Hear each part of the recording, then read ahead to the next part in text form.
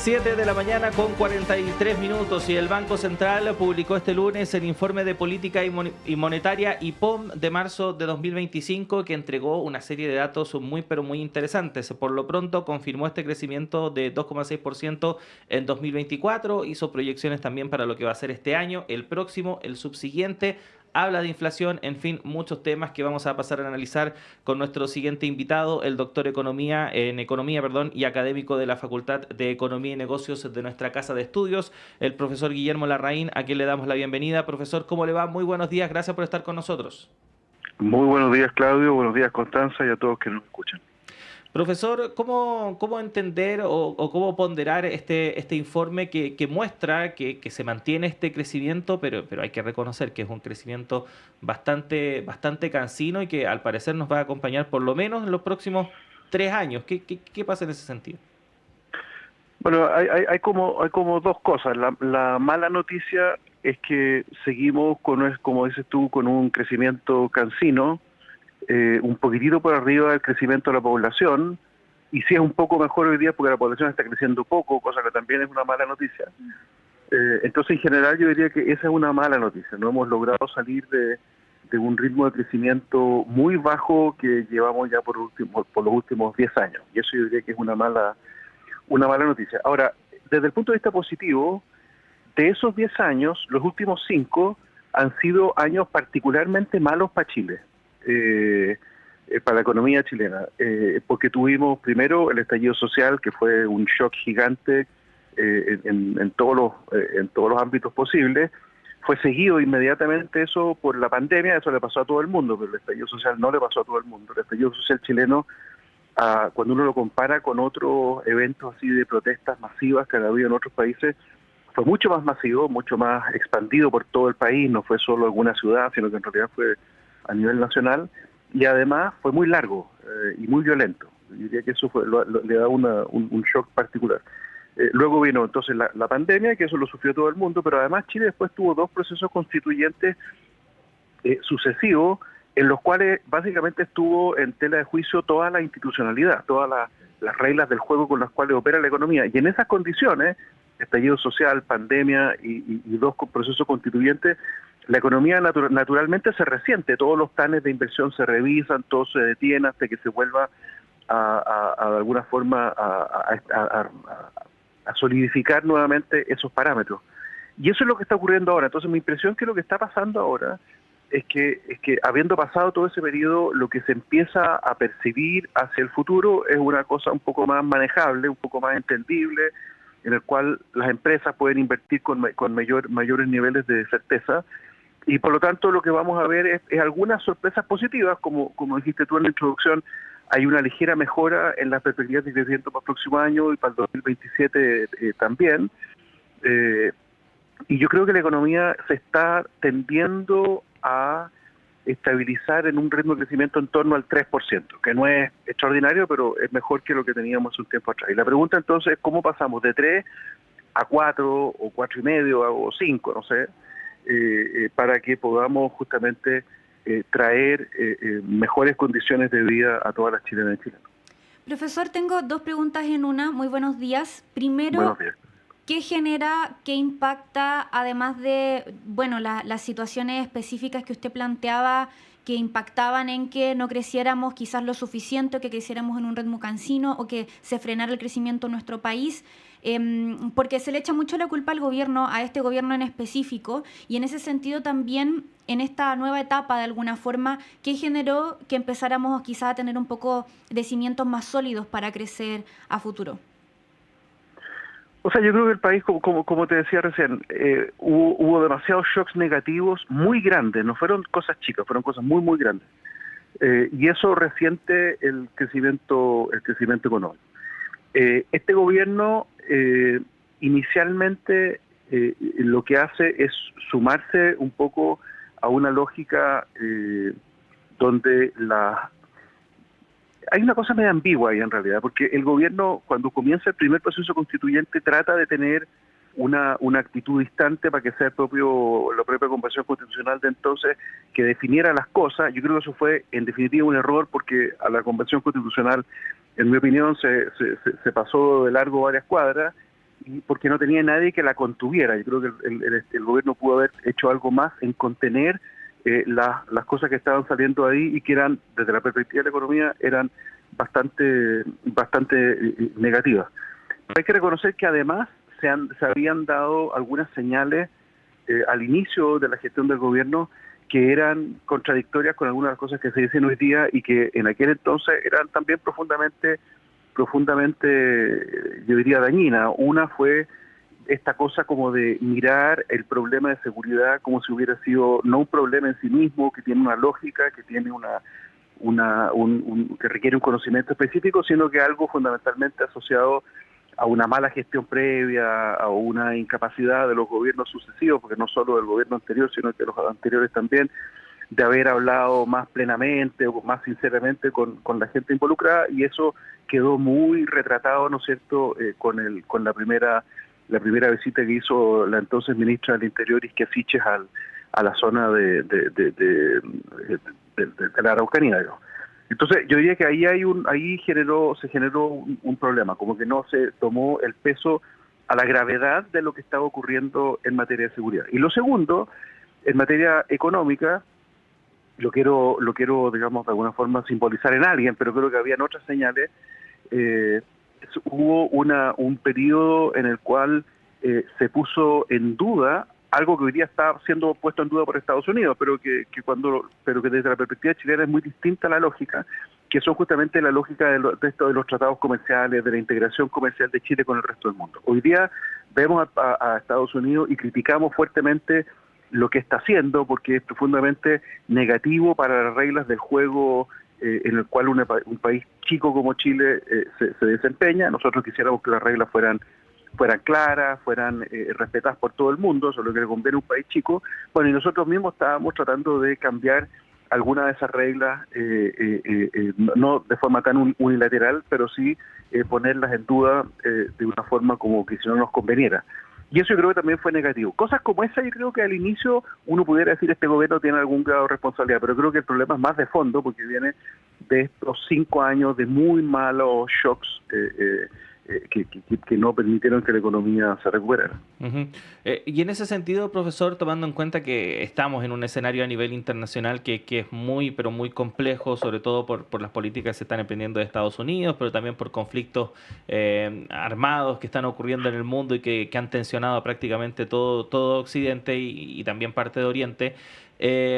¿Cómo proyectar la economía? Porque el tema del crecimiento, el tema del manejo de la inflación va a ser parte del debate presidencial, de las campañas electorales, en fin, y hay varias personas o candidatas sobre todo, que hablan como que esto se puede resolver casi de la noche a la mañana y que a partir del próximo periodo vamos a volver a tener crecimientos cercanos al 7% como fue en los años 90.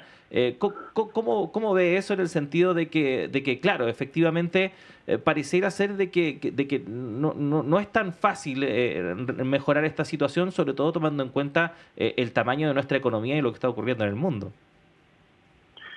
Sí, yo la verdad es que no he visto ofrecimientos así tan radicalmente generosos. Sí, a lo mejor exageré, pero era para poner el punto, profesor. Claro. Pero yo creo que le va a costar mucho a la economía chilena recuperar ritmos de crecimiento. Yo diría que los del 7% están descartados, pero sí ritmos de crecimiento sustantivo, o sea, que el PIB per cápita crezca al 2-3% al año, eso debería ser nuestro objetivo, y por lo tanto para eso la economía tiene que crecer al 4-4,5%. Ese debería ser nuestro objetivo, creo yo, y deberíamos converger hacia eso. Ahora, tú planteas un tema que es bien relevante, porque dices, ¿cómo proyectar de aquí a futuro?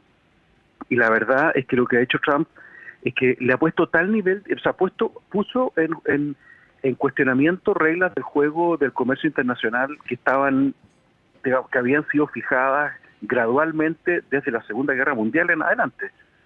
En algún minuto el mundo vivió periodos de guerra comercial relevantes, pero justamente como nos dimos cuenta que era una muy mala idea, lo que hizo el mundo de a poquitito fue construir una institucionalidad internacional anclada en lo que se terminó por denominar la Organización Mundial del Comercio, pero que tuvo antecedentes previos, las rondas del GATT, los acuerdos comerciales, bilaterales, multilaterales, etcétera, que permitían darle justamente lo que tú pides, un poco de certidumbre a la economía internacional para que justamente pudiera producirse una situación de mayor armonía entre los países. Porque lo que hay que recordar es que lo que hace el comercio internacional es que permite el intercambio de bienes y servicios que son mutuamente ventajosos para todas las partes. ¿Ah?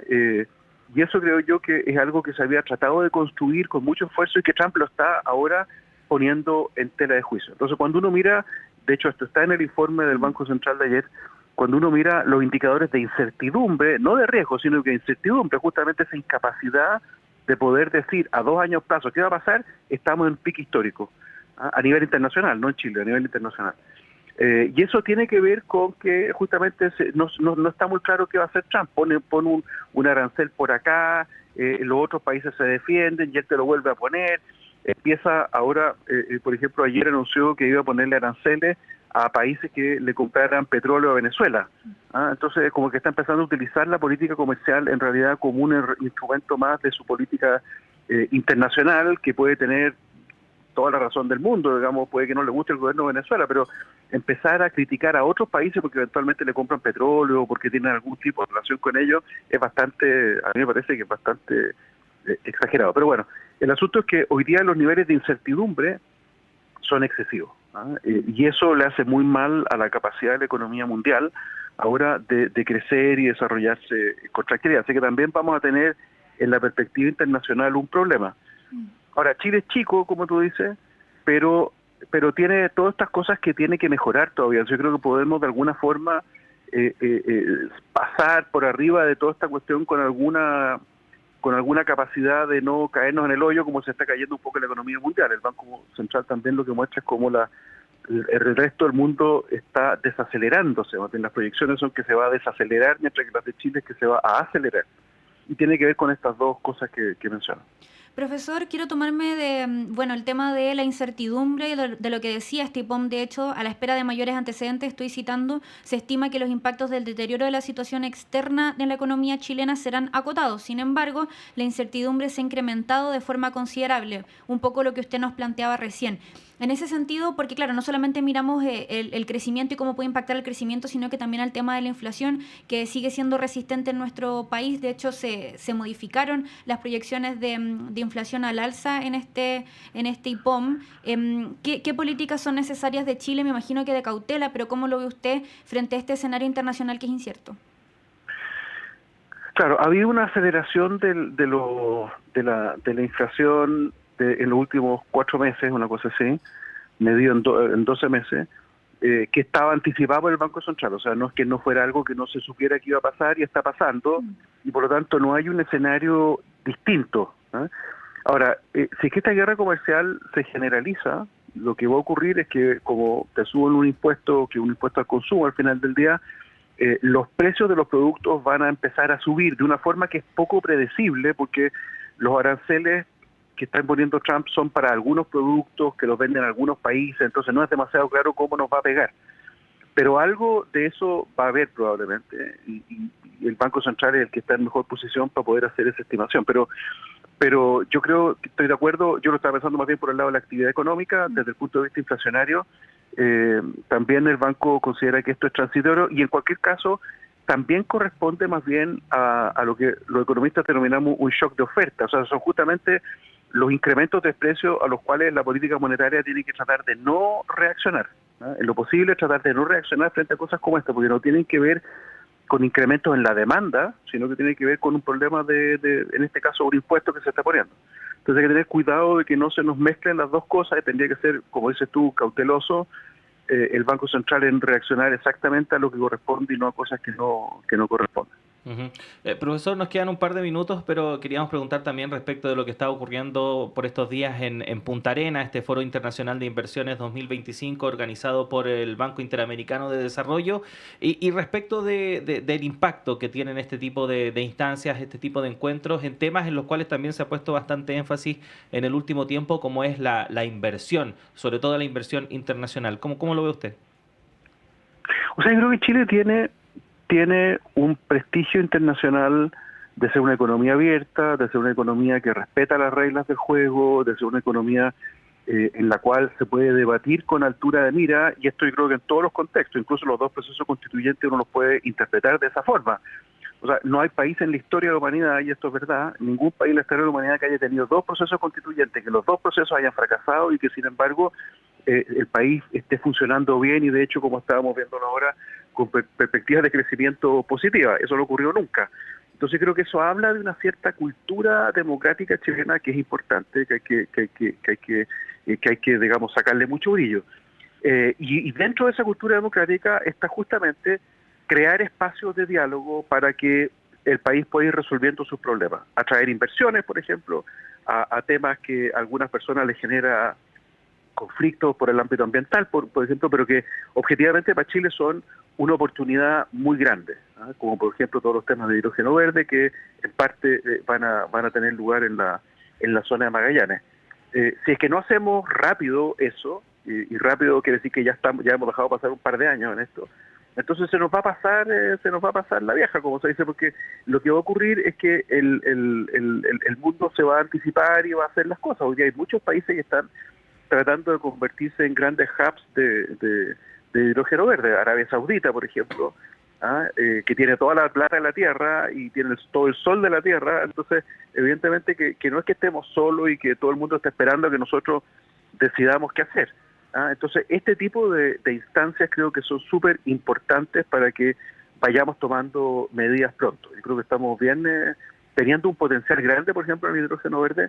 Creo que estamos dejando pasar mucho tiempo y no se ven todavía las inversiones millonarias que el país sabe que necesita. Profesor Guillermo Larraín, como siempre, un agrado conversar con usted y lo esperamos pronto. Un abrazo. Muchas gracias, Claudio. Hasta luego, Constanza. Que estés muy bien. Gracias, profesor. Ahí estaba el profesor académico de nuestra Facultad de Economía y Negocios, Guillermo Larraín, conversando con nosotros respecto de este último IPOM y ahí al final también un poquito respecto de esta actividad que ayer estuvo encabezada por el presidente de la República, Gabriel Boric. 8 de la mañana en punto, tenemos que hacer una nueva pausa en esta primera edición de Radio Análisis, pero siga junto a nosotros y nosotras. Ya llega en breve Patricio López para continuar con el programa y Connie, como es habitual, como siempre. Nos reencontramos mañana tempranito. Muy buen día, nos escuchamos mañana.